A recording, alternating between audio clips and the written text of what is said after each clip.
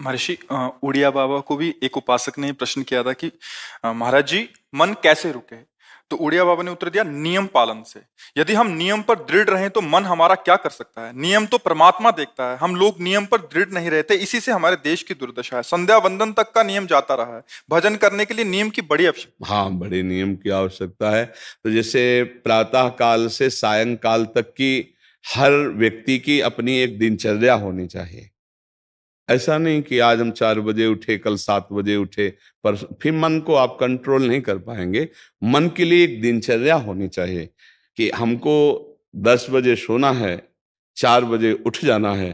तो फिर 4 से 4:15 नहीं होना चाहिए, 4 बजे उठ जाना, ऐसा नियम बना ले। और उठ करके हमको थोड़ी देर नाम जप करना है, थोड़ी देर हमें वाणी जी का गायन करना है, थोड़ी देर हमें ध्यान, एक अपनी दिनचर्या। फिर हम अपने संसार के कार्य के नियम, जो संसार के कार्य हैं, उनको भी करते हुए भगवान को समर्पित करें। जैसे जो पद में है, जो आपको राष्ट्र सेवा मिली है, जो आपको समाज सेवा के पद मिले हैं, या आपको जो घर की सेवा के कार्य मिले हैं, उनमें बहुत धर्म पूर्वक आचरण होना चाहिए। अगर आप अधर्म आचरण करते हैं, अपने पद का दुरुपयोग करते हैं, तो आप सुबह जग करके थोड़ा माला चला लीजिए, फिर भी आपका कल्याण नहीं होगा, क्योंकि आप अपने पद का, अपने सेवा का दुरुपयोग कर रहे हैं। जैसे हम जानते हैं कि अधर्माचरण है, ये अधर्मी है, हमें पता है दोषी है, और वो हमको कुछ धन दे देता है, और हम उसको मुक्त करवाने की बात सोचते हैं, और जो निर्दोष है उसको फंसा देते हैं। अब तुम चाहे जितना माला चलाने की कोशिश करो या दान पुण्य करो, वो तुम्हारा अधर्म आचरण, वो अधर्म का धन तुम्हें सतमार्ग में नहीं जाने देगा। नियम लेना चाहिए कि जिस पद में है, जिस धर्म में है, जिस कर्तव्य में है, चाहे कुछ भी हो जाए, हम अपने कर्तव्य से विमुख नहीं होंगे। जितना जप महान है, उतना ही कर्तव्य महान है। दोनों बातें समझना है। जब माला फेरा और इसके बाद बेईमानी, अधर्माचरण, इनका कोई नियम नहीं है कि हमें कैसे चलना है, तो वो माला काम नहीं कर पाएगा, क्योंकि उसका तभी सत्य भाव माना जाएगा माला जपला जब धर्माचरण है। धर्माचरण नियम से। बोले वो बड़े कट्टर नियम वाले हैं, उनको घूस नहीं, आप उनको भयभीत करके नहीं काम करवा सकते, प्रलोभन में काम नहीं करा सकते। ये हमारी गृहस्थी है ना, तो गृहस्थी के पालन के लिए धन चाहिए, और धन के लिए हम धर्म को आगे रखें, धन को नहीं। धर्म को, हमारा कर्तव्य क्या, प्रायः जैसे पूज्य बाबा ने कहा, आज हमारे देश में बहुत दुर्दशा हो रही है। दुर्दशा हो रही, क्यों?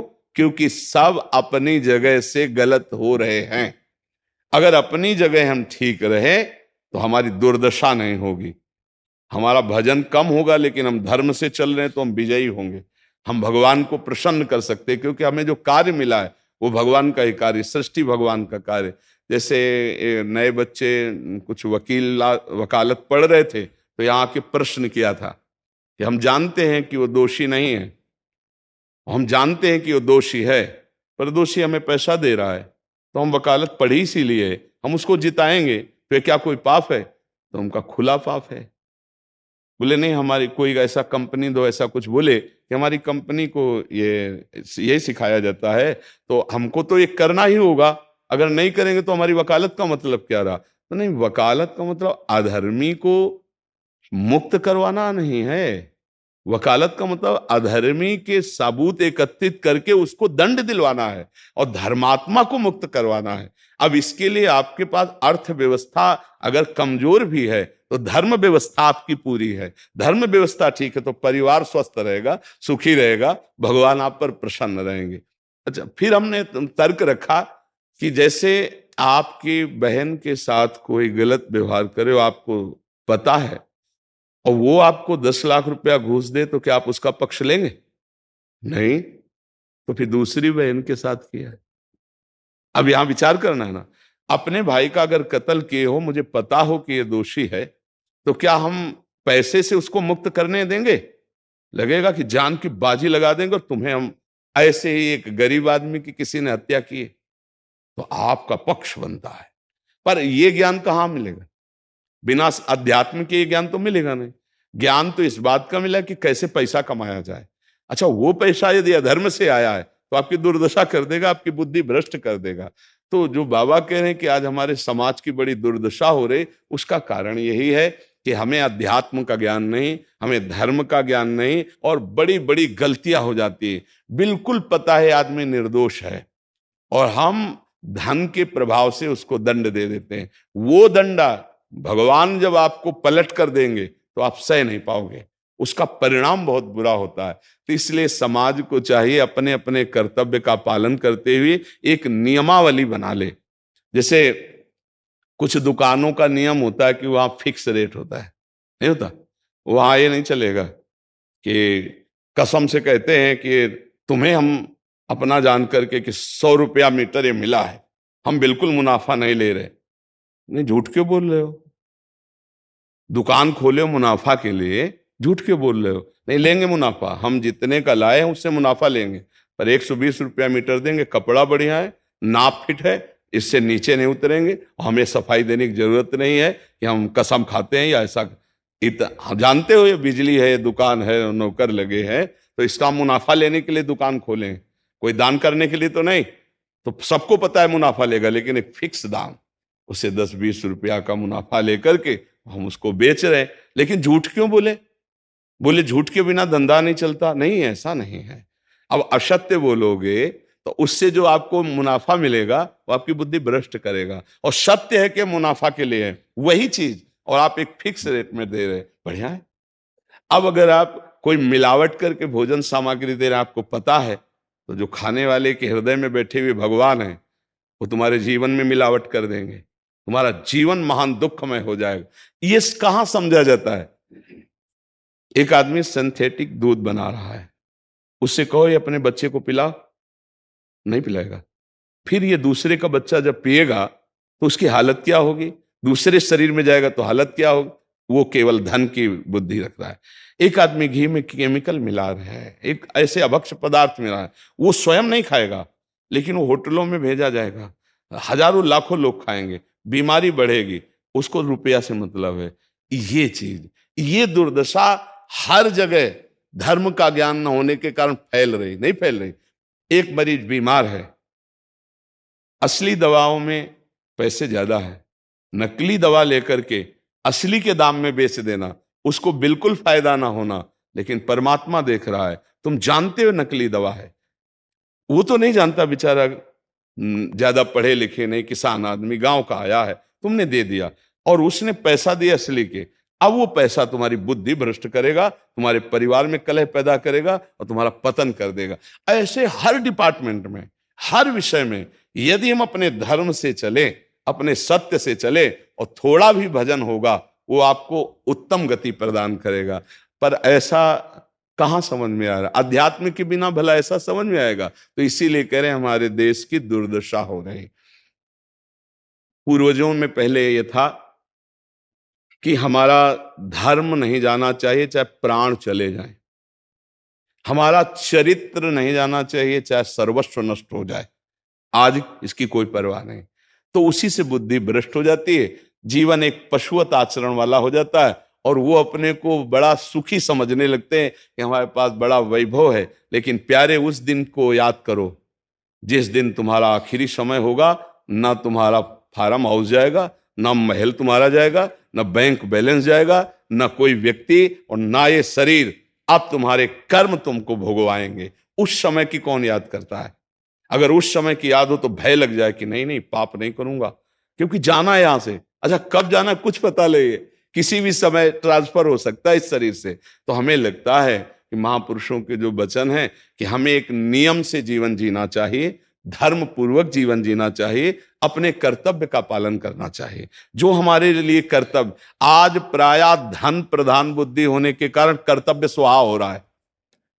एक विद्यालय में विद्यार्थी के लिए जो गुरु पद में बैठा है, उसका क्या कर्तव्य है? वो अपने कर्तव्य को भूला हुआ है। भला छोटे छोटे विद्यार्थियों को, जिनकी नींव पूरे राष्ट्र सेवा में, समाज सेवा में ये बन सकते हैं, अगर उनको हम सही शिक्षा नहीं दी तो उनका पूरा जीवन बर्बाद हो जाएगा। अगर उनको हम गलत सपोर्ट कर दिए तो उनका पूरा जीवन बर्बाद, क्योंकि नया जीवन है। और जगह जगह अपने अपने कर्तव्यों का यदि पालन किया जाए तो पूरा समाज सुखी हो जाए। लेकिन कर्तव्यहीनता आ रही, कोई अपने कर्तव्य को नहीं समझ रहा है। तो यही बात महापुरुष जनों को दुख लगता है कि अगर सब अपने कर्तव्य का पालन करें, धर्म का पालन करें, भगवान का नाम जप करें तो सब सुखी हो जाए। सुख सब चाहते हैं और आचरण दुख वाले करते, इसीलिए सुख नहीं मिल रहा है, परिणाम में हमें दुख मिल रहा है। सच्ची मानना, वो रुपया पूरे परिवार में अशांति पैदा कर देगा। और धर्म पूर्वक 100 रुपया लाओगे और 4-5 परिवार के बैठ के नमक रोटी खाओगे, आनंद से सोओगे, बड़ा प्यार रहेगा, भगवान की कृपा रहेगी। पर ये बात समझ में नहीं आती है। तो ये वृत्ति अगर छोड़ी ना जाएगी तो कुछ भी कर लो, कहीं भी दान पुण्य कर लो, लाभ नहीं मिलेगा।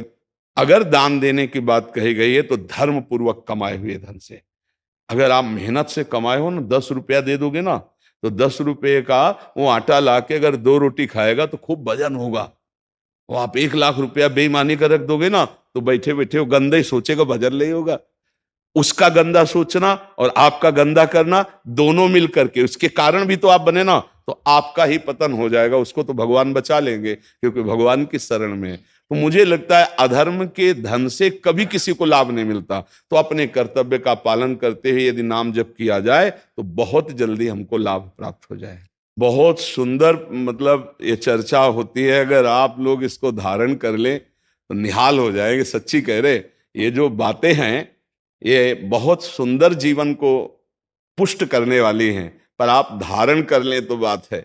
नहीं तो जैसे लाभ दिखाई दे रहा 50,000, तो ये बातें भूल जाओगे, ये बातें अच्छी नहीं लगेंगी।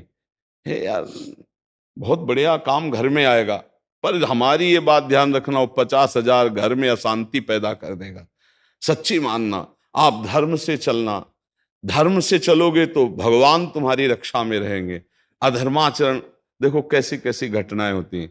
बढ़िया कार है, फिल्मी गाना लगाए चल रहे हैं, और वो एक्सीडेंट हुआ, आग लग गई, बाहर निकल ही नहीं पाए, वो अंदर ही जल गए। क्या हुआ? ये करोड़ों रुपए की कार भूंज दिया तुमको अंदर ही बैठाल के, धू धू करके आग लग गई, अंदर जल।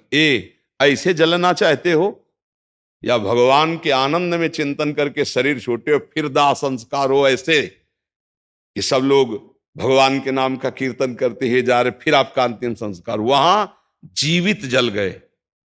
क्या हो सकता है?